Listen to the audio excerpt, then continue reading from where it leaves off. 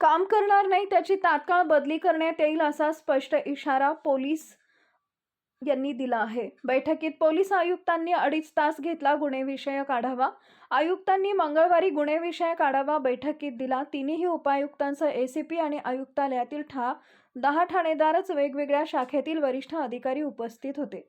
Police आयुक्त राकेश ओला यांनी 15 डिसेंबर रोजी अमरावती शहर पोलीस ठाण्यात आयुक्त पदाचा पदभार सांभाळल्यानंतर प्रथम सर्व अधिकाऱ्यांची ओळख करून घेतली आणि मनपा निवडणुका असल्यानं त्यांनी शहरातील सर्व अवैध धंदा चालकांना पेशीत बोलावून यापुढे शहरात कुठल्याच प्रकारचा अवैध धंदा दिसणार नाही असं बजावले होते.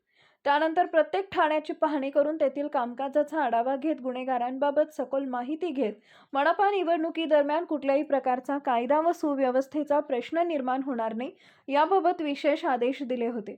परिणामी मनपा निवडणूक शांततेत पार पडली. मंगळवारी पोलीस आयुक्तांनी आयुक्तालयातील सर्व अधिकाऱ्यांची क्राईम बैठक घेतली. या दरम्यान त्यांनी स्पष्ट सांगितले की मोठ्या प्रमाणात गुन्हे पेंडिंग आहेत. दैनंदिन कामासह पेंडिंग गुन्ह्याची निर्गती करा. शहरात दिवसाला व रात्रीला पोलीस सतत रस्त्यावर दिसले पाहिजे. या पद्धतीने शहरात 24 तास पेट्रोल करावी.